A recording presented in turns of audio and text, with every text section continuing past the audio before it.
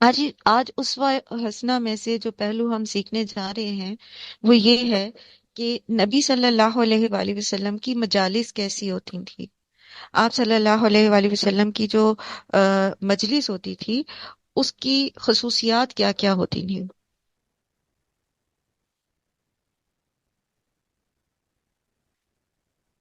سب سے پہلے یہ کہ نبی صلی اللہ علیہ وآلہ وسلم کی سیرہ کو جب ہم دیکھتے ہیں تو آپ صلی اللہ علیہ وآلہ وسلم کا جو سارا دن تھا وہ لوگوں کے ساتھ کسی نہ کسی انٹریکشن میں گزرتا تھا، تو اس میں ہم دیکھتے ہیں کہ آپ صلی اللہ علیہ وآلہ وسلم بہترین تربیت کرتے ہوئے دکھائی دیتے ہیں لوگوں کی۔ اور مجلس جو ہے آپ کی کچھ اس طرح سے ہوتی تھی جیسے فجر کے بعد، نماز کے بعد آپ صلی اللہ علیہ وآلہ وسلم بیٹھ جاتے تھے اور صحابہ آپ کے ارد گرد بیٹھ جاتے تھے، اور کوئی اپنا خواب بیان کرتا تھا تو آپ اس کی تعبیر بتاتے تھے، یا بعض اوقات ایسا بھی ہوا کہ اس موقع پہ لوگوں نے اپنی جو دور جاہلیت کی باتیں تھیں وہ بھی شیئر کی، اور بعض ایسی بھی تھیں جس پہ ہنسی آئی تو نبی صلی اللہ علیہ وآلہ وسلم نے بھی اس کے اوپر تبسم فرمایا۔ اور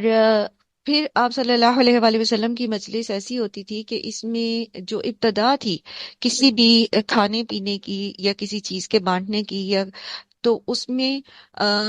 دائیں طرف سے شروع کیا جاتا تھا۔ پھر آپ صلی اللہ علیہ وآلہ وسلم کی مجالس میں بزرگوں کی خاص تکریم ہوتی تھی۔ ہمارے انڈو پاک کے کلچر میں بھی یہ ہے کہ بزرگ اب تو پتہ نہیں رہا ہی نہیں ہے، لیکن یہ ہم نے یہ بچپن میں ہی سیکھا تھا کہ بزرگوں کے برابر نہیں بیٹھے، بزرگ جو ہیں ان کو آپ اٹھ کے جگہ دیں، ٹھیک ہے۔ تو یہ آپ صلی اللہ علیہ وسلم کی مجالس کی ہی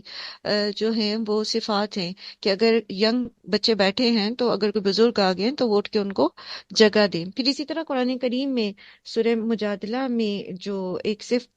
مینرزم سکھایا گیا ہے مجلس کا، وہ یہ ہے کہ اللہ سبحانہ تعالیٰ نے فرمایا کہ یا ایھا الذین آمنوا اذا قیل لکم تفصحوا فی المجالس فافصحوا، جب تمہیں کہا جائے کہ مجلسوں میں کشادگی پیدا کرو تو کشادگی پیدا کر دیا کرو، یعنی جگہ دے دیا کرو، آنے والے کو جگہ دی جائے، اس کے لیے اسپیس بنا دی جائے۔ اب یہ مجالس کوئی بھی ہو سکتی ہیں، ٹھیک ہے، آپ کسی شادی پہ کے فنکشن میں بیٹھے ہیں، آپ کسی علم کی مجلس میں بیٹھے ہیں، آنے والے کو بھی دیکھنا چاہیے کہ وہ گردنیں پھلانگ کے نہ آئے، اور جو پہلے سے موجود لوگ ہیں انہیں بھی چاہیے کہ آنے والے کے لیے اسپیس بنا دیں۔ اسی طرح جو مجالس ہیں ان میں جب 2 سے 4 لوگ بیٹھے ہوتے تو سرگوشیاں کرنے کو سخت ناپسند کیا گیا ہے، جیسے سورہ مجادلہ ہی میں آتا ہے آیت نمبر 9 میں کہ یا ایھا الذین آمنوا اذا تناجیتم فلا تتناجوا بالاثم والعدوان والمعصیۃ الرسول، ٹھیک ہے۔ مجلس میں جب 2 لوگ بیٹھے اور 3 لوگ بیٹھے ہوں اور دو آپس میں چپکے چپکے باتیں کریں تو تیسرے کو لازماً شیطان جو ہے وہ بدگمان کر سکتا ہے۔ ضرورت ہی نہیں ہوتی مجلس میں بیٹھ کے ایک دوسرے کے کانوں میں باتیں کرنے کی، الا یہ کہ کوئی صدقہ کی رغبت دینا چاہتا ہے، کسی کے لیے کوئی نیکی کی بات کر رہا ہے تو وہ کر سکتا ہے۔ اور اسی طرح پسندیدہ جو مجالس ہیں وہ کون سی ہیں؟ نبی صلی اللہ علیہ وآلہ وسلم نے فرمایا کہ جو لوگ کسی مجلس سے اللہ کا ذکر کیے بغیر اٹھ جاتے ہیں تو وہ ایسے ہیں جیسے وہ کسی مردار گدھے کے پاس سے اٹھے ہیں، اور یہ مجلس ان کے لیے حسرت کا باعث ہوگی، ٹھیک ہے۔ تو پسندیدہ مجلس پھر کون سی ہوگی؟ یہ تو ناپسندیدہ ہے نا، تو پسندیدہ کون سی ہوگی؟ جس میں اللہ کا ذکر کیا جاتا ہے، جیسے کہ ایک جگہ نبی صلی اللہ علیہ وسلم کا ایک فرمان ہے نا کہ جو لوگ بھی اللہ تعالیٰ کا ذکر کرتے ہیں، کرنے بیٹھتے ہیں تو فرشتے انہیں گھیر لیتے ہیں، اور رحمت ان پر چھا جاتی ہے، اور سکینت ان پر نازل ہوتی ہے، اور اللہ تعالیٰ ان کا ذکر ان لوگوں میں فرماتے ہیں جو ان کے پاس ہوتے ہیں۔ یعنی ایسی مجالس جس میں اللہ کا ذکر کیا جائے تو وہ پسندیدہ ہیں، اور ایسی مجالس جس میں اللہ کا ذکر نہیں ہوتا، نبی صلی اللہ علیہ وآلہ وسلم پر درود نہیں بھیجا جاتا، تو ایسی مجلسیں قیامت کے دن حسرت کا بھی باعث ہوں گی، اور ایسی مجالس جو ہیں وہ انسان کے لیے نقصان دہ ہے، اور دنیا اور آخرت میں اس کے لیے ایسے لوگوں کے لیے خسارہ ہے۔ اور اسی طرح جب ہم بات کرتے ہیں مجلس میں کسی کے آنے یا بیٹھنے کی، تو اس کے بھی معنی نبی صلی اللہ علیہ وآلہ وسلم نے ہمیں سکھائے ہیں کہ کوئی شخص کسی دوسرے شخص کو اس کی جگہ سے نہ اٹھائے اور خود وہاں نہ بیٹھے، یعنی کوئی آیا ہے اور پھر زبردستی اس کو کہا کہ اٹھو یہاں سے، میں نے بیٹھنا ہے، یا یہ تو میری جگہ فکس تھی، اور اس طرح سی جو چیز، الا یہ کہ کسی نے ٹکٹ خرید رکھا ہو، ٹکٹ نمبر اپنا دکھائے اور ادب اور احترام کے ساتھ وہ اپنی جگہ پہ بیٹھ جائے، ادروائز کوئی پہلے سے بیٹھا ہے تو اس کو جا کے اٹھا کے بیٹھنا سخت ناپسندیدہ ہے۔ اور اسی طرح دو لوگوں کے بیچ میں بغیر اجازت گھس کے بیٹھنا، یہ بھی سخت ناپسندیدہ ہے۔ اور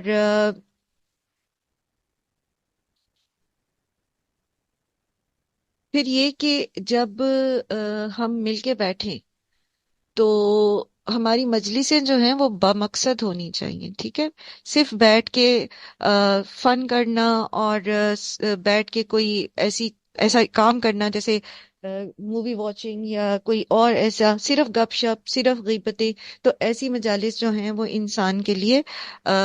عذاب کا باعث بنیں گی۔ سو ہم سب کو یہ کوشش کرنی ہے کہ ہم جہاں بھی اکٹھے ہوں، اور آج کل تو جہاں فزیکل مجالس ہیں، یعنی مل کے بیٹھنا ہے، اٹھنا بیٹھنا، وہاں ورچوئل مجالس بھی ہوتی ہیں، جیسے آپ کی یہ کلاس،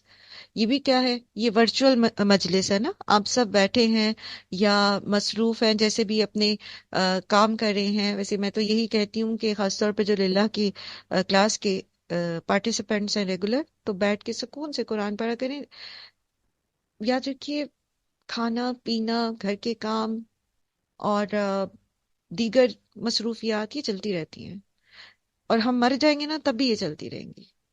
تو کچھ نہ کچھ اپنے لیے آخرت کا توشہ اکٹھا کر لیں، تو سکون سے بیٹھ کے قرآن پڑھا کریں۔ بہرحال یہ ورچوئل مجلس ہے، اور اس میں ہم اللہ کا ذکر کرتے ہیں، قرآن پڑھتے ہیں، تو ہم اللہ سے امید رکھتے ہیں کہ ہم سب جہاں جہاں بھی موجود ہیں وہاں اللہ سبحانہ تعالیٰ کی طرف سے سکینت اترے۔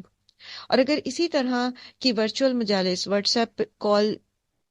گروپ کال ہو گئی، یا کسی سے ویسے ہی آپ کال کریں، تو وہ بھی ایک مجلس ہے، تو اس میں بھی کوشش کریں کہ اللہ کا ذکر ضرور ہو۔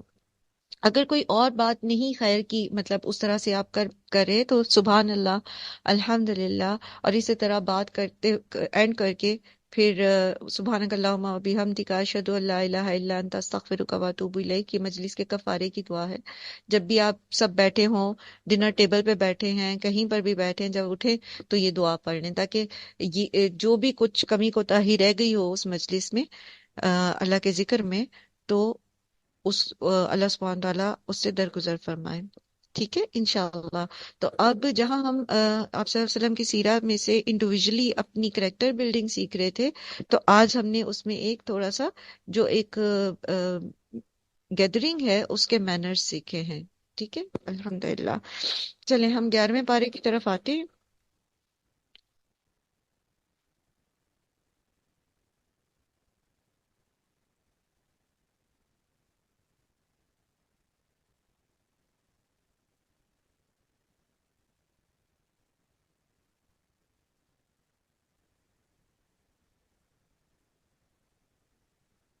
اعوذ باللہ من الشیطان الرجیم، بسم اللہ الرحمن الرحیم۔ غزوہ تبوک کے واقعات ہم پڑھے ہیں، اور اس میں منافقین کا ذکر ہو رہا ہے، اور یہاں پر جو موضوع کل ہم پڑھ رہے تھے کہ منافقین کے رویے کیا تھے، کہ پہلے وہ نبی صلی اللہ علیہ وآلہ وسلم کے پاس آ کے جھوٹے بہانے بناتے رہے اور گئے نہیں، اس کے بعد اب جب واپس آ رہے تھے نبی صلی اللہ علیہ وآلہ وسلم، تو پھر یہ پہنچ کے آپ صلی اللہ علیہ وآلہ وسلم کے پاس کے جا کے اپنے عذر پیش کر سکیں اور ایک معاشرے کے اندر فیس سیونگ کر سکیں۔ تو اللہ تعالیٰ فرماتے ہیں کہ یعتذرون الیکم اذا رجعتم الیہم، جب آپ واپس پلٹ کے ان کے پاس پہنچیں گے تو یہ طرح طرح کے عذرات پیش کریں گے، مگر آپ صاف کہہ دینا کہ بہانے نہ کرو، ہم تمہاری کسی بھی بات کا اعتبار نہیں کریں گے، اللہ نے ہم کو تمہارے حالات بتا دیے ہیں، اب اللہ اور اس کا رسول تمہارا طرز عمل دیکھے گا۔ پھر تم اس کی طرف پلٹائے جاؤ گے جو کھلے اور چھپے ہر سب کا جاننے والا ہے، اور وہ تمہیں بتا دے گا کہ تم کیا کچھ کرتے رہے ہو۔ تمہاری واپسی پر یہ تمہارے سامنے قسمیں کھائیں گے تاکہ تم ان سے صرف نظر کرو، تو بے شک تم ان سے صرف نظر ہی کر لو، کیونکہ یہ گندگی ہے اور ان کا اصلی مقام جہنم ہے، جو ان کی کمائی کے بدلے انہیں نصیب ہوگا۔ یہ تمہارے سامنے قسمیں کھائیں گے تاکہ تم ان سے راضی ہو جاؤ، حالانکہ اگر تم ان سے راضی ہو بھی گئے تو اللہ ہرگز ایسے فاسق لوگوں سے راضی نہیں ہوگا۔ اللہ تعالیٰ کو منافقوں کی پرواہ نہیں ہے، کیونکہ وہ گندگی ہے۔ اور منافق کون ہوتا ہے؟ جو باتیں تو بہت کرتا ہے لیکن عمل نہیں کرتا، جس کے قول اور فعل میں تضاد ہوتا ہے۔ یہاں دیکھیے اللہ سبحانہ و تعالی نے فرمایا کہ آپ ان سے صرف نظر ہی کر لیں، چھوڑیں پرے ان کو، ان کی پرواہ نہ کریں، کیونکہ یہ گندگی ہے، ان کا اصل مقام جہنم ہے۔ یہ دھوکہ دے رہے ہیں اپنے تئیں، تو یہ اللہ کو بھی دھوکہ دے رہے ہیں، لیکن ظاہر ہے اللہ کو تو دھوکہ نہیں دے سکتے۔ تو ایسے لوگ جو سیلف ڈسپشن کا شکار ہیں، جو لوگ اپنے تئیں لوگوں کو بیوقوف بناتے ہیں، اوپر سے کچھ اور چہرہ بنائے ہوتے ہیں، اندر سے کچھ اور ہوتے ہیں، جن کا قول ان کے فعل کا جن کا فعل ان کے قول کا ثبوت نہیں ہوتا، تو ایسے لوگوں کے لیے اللہ تعالیٰ کیا فرما رہے ہیں کہ یہ گندگی ہے۔ جبکہ مومن کیا ہوتا ہے؟ پاک۔ ان اللہ یحب التوابین و یحب المتطہرین، پاکیزہ لوگ، گندے نہیں ہوتے۔ اور یہ گندگی کون سی گندگی ہے؟ مانوی رجس، اندر کی گندگی۔ ہم اس وقت تک پاک ہو نہیں سکتے جب تک ہم اندر سے اس رجس کو نکال نہ دیں۔ یہ رمضان بڑا خوبصورت موقع ہے، اللہ ہمیں توفیق دے، اللہ ہمیں توفیق دے کہ ہم اپنے دلوں کو پاک کر سکیں، اپنے اندر سے منافقت نکالیں۔ اور سب سے بڑی منافقت ریاکاری ہوتی ہے، صرف لوگوں کو دکھانے کے لیے، خوش اخلاقی۔ باہر ہوتے ہیں تو اتنے خوش اخلاق ہوتے ہیں، اپنے کولیگز کے ساتھ، اپنی باہر کوئی مل جاتا ہے مسجد میں، نکلتے باہر کرتے ایسے خوش اخلاقی سے پیش آتے ہیں، ایسے ہمبل کہ لگے گا کہ دنیا میں سب سے زیادہ اچھے اخلاق اس شخص کے ہیں، اور گھر میں انٹر ہوتے ساتھ ہی پتہ نہیں وہ خوش اخلاقی کے لبادے کہاں رہ جاتے ہیں۔ بچوں سے بات ہو رہی ہے تو چیخم پکار ہو رہی ہے، آپس میں ازواج کی بات ہو رہی ہے تو اس میں کوئی ادب لحاظ نہیں ہے، بزرگوں سے بات ہو رہی ہے تو اس میں کوئی ادب نہیں ہے، کوئی معاملہ، کوئی ناگوار بات ہو گئی ہے اپنے مزاج کے خلاف تو پتہ نہیں خوش اخلاقی کہاں چلی گئی۔ تو اس کا مطلب ہے وہ خوش اخلاقی جو تھی وہ صرف دکھاوے کی تھی نا، صرف لوگوں کو دکھانے کے لیے۔ منافقت اللہ کو پسند نہیں ہے۔ سو ہم کوشش کریں کہ جو کچھ ہم کرنا چاہتے ہیں اللہ کو کی رضا کے راستے میں، وہ ہم پوری پوری پیورٹی کے ساتھ کریں، کیونکہ اصل اصل اللہ سبحانہ تعالیٰ حقدار ہیں کہ ان کو راضی کیا جائے۔ جیسے یہاں بھی اللہ تعالیٰ فرمایا نا کہ اگر تم ان کی جھوٹی قسمیں دیکھ کر سن کے راضی ہو بھی جاؤ، تب بھی اللہ تعالیٰ تو ان سے راضی نہیں ہوگا۔ تو اصل تو اللہ سبحانہ تعالیٰ کو راضی کرنا ہے نا، کیونکہ مالک یوم الدین اللہ تعالیٰ ہے۔ اللہ تعالیٰ ہم سب کو توفیق دے، ہمیں بہترین عمل کرنے والا بنائے، اور ہمارے ہر عمل کو اپنے لیے خالص کر